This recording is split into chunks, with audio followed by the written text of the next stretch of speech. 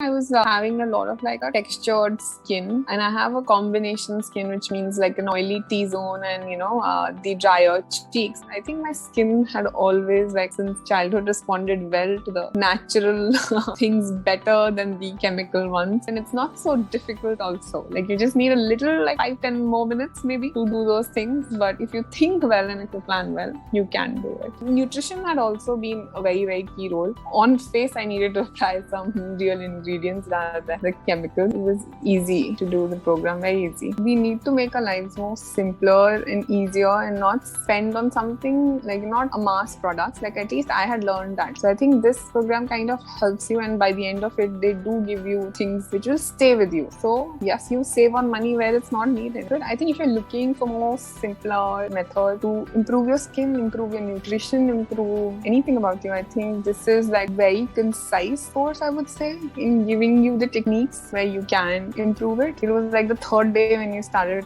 like I was seeing already the differences. So it makes a very, very quick change. If you need a quick change, I think they should come to you.